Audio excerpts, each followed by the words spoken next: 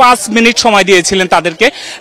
আর একটু জানিয়ে রাখি যে ঐক্যমত্য কমিশনের যিনি চেয়ারম্যান ডক্টর আলী রিয়াজ তিনি কথা বলেছিলেন, আশ্বাস দিয়েছেন তাদের যে দাবি সেটি মেনে নেওয়া হবে এবং সরকারের সাথে আলোচনা করে খুব দ্রুতই তাদেরকে জানানো হবে। এবং আজকের যে অনুষ্ঠান সেই অনুষ্ঠান বাস্তবায়নের জন্য জুলাইয়ের যে একটি অংশ ভেতরে প্রবেশ করেছিল তাদের সহযোগিতা চাওয়া হয়েছিল। এরপরেও কিন্তু তারা যখন এখান থেকে না সরে তারপরে পুলিশের পক্ষ থেকে কিন্তু তাদেরকে আলটিমেটাম দেওয়া হয়, অর্থাৎ 5 মিনিটের মধ্যে তাদেরকে জায়গা ছাড়ার কথা বলা হলে তারা সেটি মানতে নারাজ হয় এবং বিভিন্নভাবে তারা স্লোগান দিয়ে বুক পেতে দাঁড়িয়ে থাকে। এক পর্যায়ে পুলিশ লাঠি চার্জ করে কিন্তু তাদেরকে বের করে নিয়ে আসে।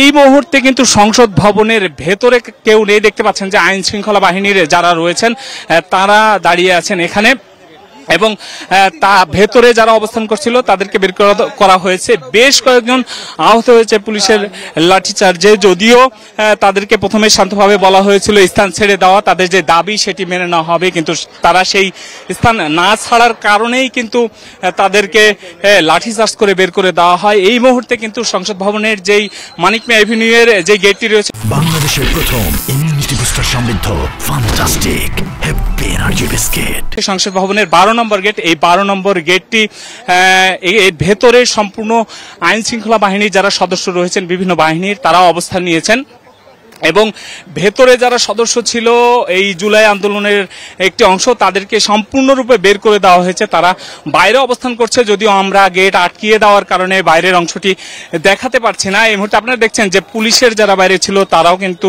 অনেকেই ভেতরে প্রবেশ করছেন এবং যে উত্তপ্ত পরিস্থিতি তৈরি হয়েছে বাইরে, তারা সেখান থেকে ইট পাটকেল নিক্ষেপ করেছিল। এক পর্যায়ে পুলিশ ধাওয়া দিলে আবারও কিন্তু তারা এখান থেকে বের হয়ে যায়।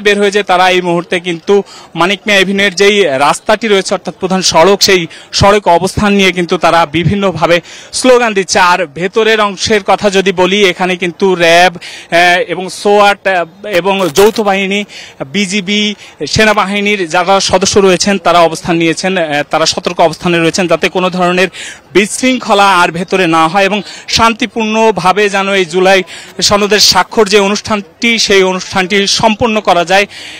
ইতিপূর্বে আমি জানিয়েছি যে এই সনদ স্বাক্ষর অনুষ্ঠানে যে মঞ্চ করা হয়েছে সেটি কিন্তু সম্পূর্ণরূপে প্রস্তুত করা হয়েছে এবং বিকাল 4টা নাগাদ শুরু হবে এই অনুষ্ঠান, এমনটিও কিন্তু আমাদেরকে জানানো হয়েছিল।